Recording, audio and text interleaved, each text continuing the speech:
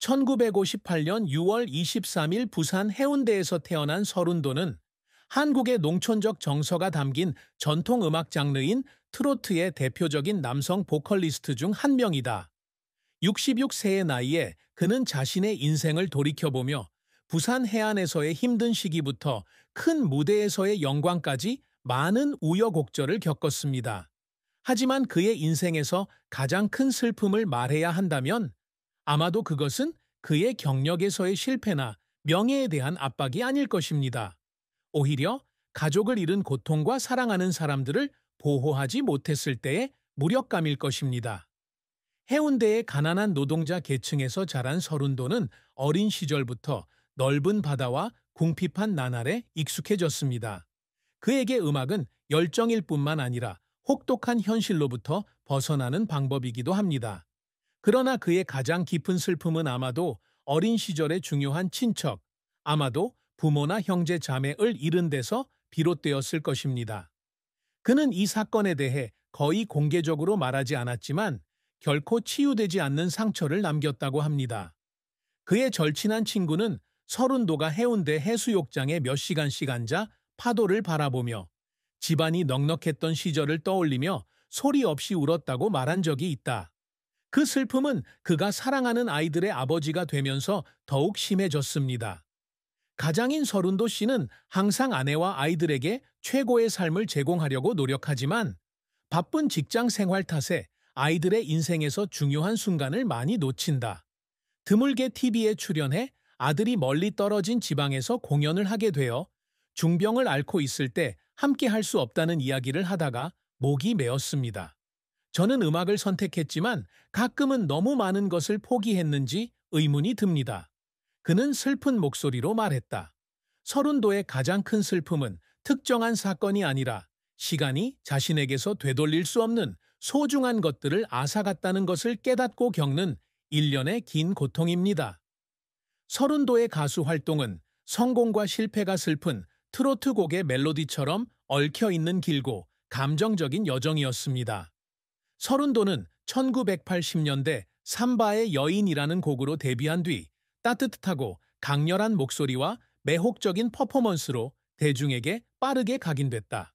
부산에서 태어난 그는 파도처럼 강하고 바다처럼 깊은 특유의 해안 사투리를 가지고 있습니다. 이러한 성공은 쉽게 이루어진 것이 아닙니다. 그는 유명해지기 전에는 가난한 소년이었으며 작은 술집에서 노래를 부르고 수많은 음악 경연 대회에 참여했지만 주목받지 못했습니다. 그의 인내와 트로트에 대한 강렬한 사랑이 그가 그 시절을 극복하는 데 도움이 되었습니다. 서른도의 가장 큰 커리어적 성공은 남진, 나훈아와 더불어 한국의 트로트 황제 중 한 명으로 평가받는 그의 지위일 것이다. 1980년대 후반에 발매된 앨범 Lost 30 Years는 수백만 장이 판매되었고 수많은 권위 있는 상을 수상하면서 그의 이름을 정상에 올려놓았습니다. 그는 가수일 뿐만 아니라 서양의 팝음악과 록음악이 한국에 깊이 침투하기 시작하던 시기에 전통음악을 지켜온 수호자이기도 했다. 그의 콘서트는 항상 많은 관객으로 가득 찹니다. 과거를 회상하는 노인층부터 각 노래에 담긴 진심에 매료된 젊은 관객까지 다양합니다.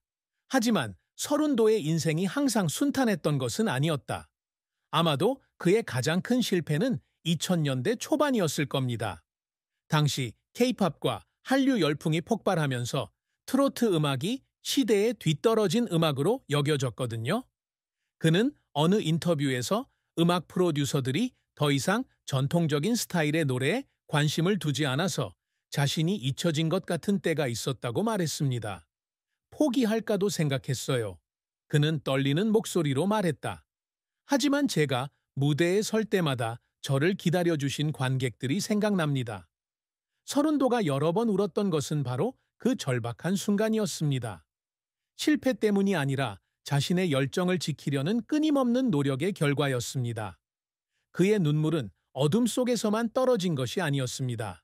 그는 2005년 부산 공연 중 해운대 블루스라는 노래를 부르다가 감정을 주체하지 못하고 무대 위에서 눈물을 흘린 적이 있다.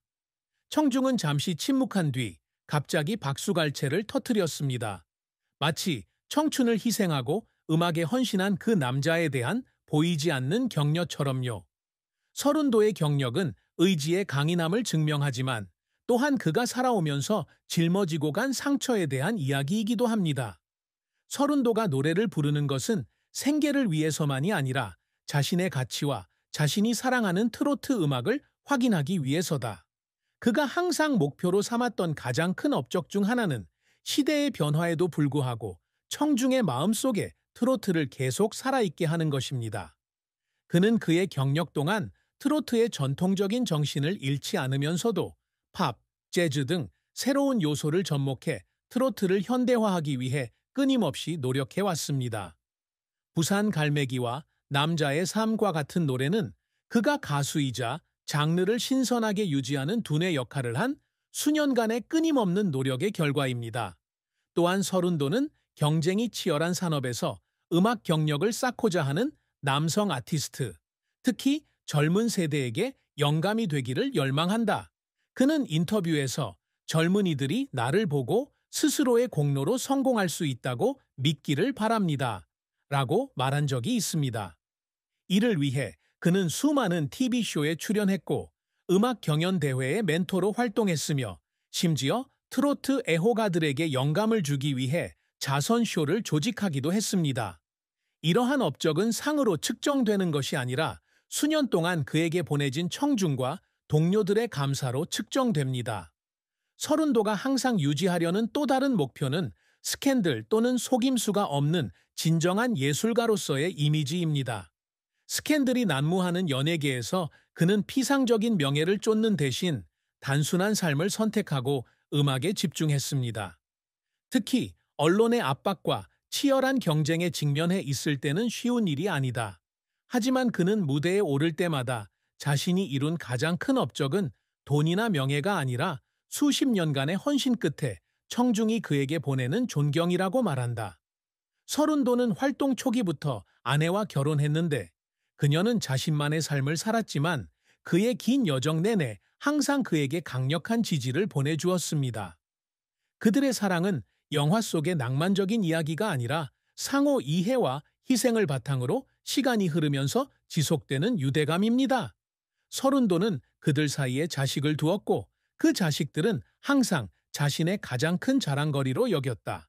하지만 그는 가족의 사생활을 보호하기 위해 가족에 대한 정보를 공개하는 일은 거의 없었다. 하지만 서른도의 결혼 생활은 슬픔 없이 이루어진 것은 아니었다. 가장 큰 격차 중 하나는 그의 직업으로 인해 가족 간에 눈에 띄지 않는 격차가 생길 수 있다는 것입니다. 그는 유명한 가수였기 때문에 집을 비우는 경우가 많았고 어린 시절에는 아내가 혼자 아이들을 돌보게 했습니다. 그는 한때 가까운 친구에게 아내와 함께 있는 시간이 자신이 원하는 만큼 많지 않아 죄책감을 느낀다고 털어놓았습니다. 그는 그녀는 나를 비난한 적이 없어요 라고 말했습니다. 하지만 그녀도 외로웠던 건 알아요. 그 슬픔은 깨진 마음이 아니라 사랑과 직업 두 가지 면에서 완벽할 수 없다는 것을 깨달았을 때 남는 감정입니다. 하지만 서른도와 그의 아내 사이의 사랑은 수십 년이 지나도 여전히 강했습니다.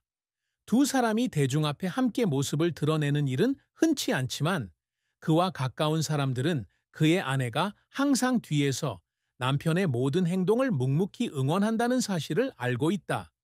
서른도가 결혼 생활에서 겪는 슬픔은 배신이나 갈등이 아니라 자신이 가장 사랑하는 여자와 충분한 시간을 보내지 못한 것을 자책하는 순간이다. 40년 이상의 경력과 수많은 히트곡을 보유한 그는 음악 저작권료, 공연, 후원 계약 등으로부터 상당한 수입원을 가지고 있다는 것을 알 수 있습니다. 최고의 트로트 가수 중 한 명인 서른도는 확실히 그의 가족이 편안한 삶을 살 수 있을 만큼의 부를 축적했을 것입니다. 게다가 그는 부산이나 서울에 부동산을 소유하고 있을 수도 있는데 이는 그와 같이 오랜 경력을 가진 예술가들에게는 흔한 일입니다. 하지만 서른도는 자신의 부를 과시하는 사람이 아니었다. 그는 종종 단순한 스타일로 등장하며 슈퍼카나 값비싼 보석과 같은 사치품에 투자했다는 증거는 없습니다. 많은 사람의 눈에 그의 가장 큰 자산은 아마도 그가 남긴 음악적 유산일 것입니다. 이는 돈으로 측정할 수 없는 것입니다. 서른도의 아내는 대중 앞에 모습을 드러내지 않는 사생활을 지닌 여성으로 사생활에 대해 거의 이야기하지 않는다. 하지만 가까운 친구들과의 대화에서 그녀는 남편이 겪은 슬픔에 대해 깊은 동정심을 가지고 이야기한 적이 있었습니다. 운도는 강한 사람이지만 가족을 위해 많이 울었을 거라는 걸 알아요. 라고 그녀는 말했다. 그는 항상 아이들과 더 많이 함께 할 수 없어서 자신을 비난했고, 그게 그의 경력에서 어떤 실패보다 더 큰 상처를 줬어요. 그녀는 서른도 선생의 가장 큰 슬픔이 음악적 어려움이 아니라 자신의 열정을 추구하기 위해 가족과 떨어져 지내야 하는 외로움이라는 것을 알고 있었습니다. 그녀는 그가 긴 여행을 마치고 집에 돌아와서 그녀를 껴안고 아이들이 그리워서 울던 추억을 떠올린 적이 있다고 말했습니다. 저는 그를 꼭 껴안고 우리가 항상 그를 위해 여기 있다고 말했어요. 라고 그녀는 말했습니다. 저는 그가 가족과 음악 중 하나를 선택해야 한다고 느끼기를 바라지 않았습니다.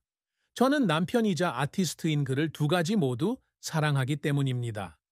서른도는 트로트 음악의 상징일 뿐만 아니라 회복력과 희생의 상징이기도 하다. 그의 인생에서 가장 큰 슬픔, 즉 시간과 가족과의 거리 앞에서의 무력감은 그를 무너뜨리지는 않았지만 오히려 열정과 책임감을 가지고 더욱 충만하게 살 수 있는 동기가 되었습니다. 그의 경력은 눈물과 미소로 가득한 서사시였으며 그는 실패를 극복하고 자랑스러운 업적을 이루었습니다. 그의 아내와의 사랑과 결혼 생활은 비록 불완전하지만 이해의 힘에 대한 증거입니다. 그의 부는 사치스럽지 않았지만 평생의 헌신의 결과였습니다. 그리고 그의 아내,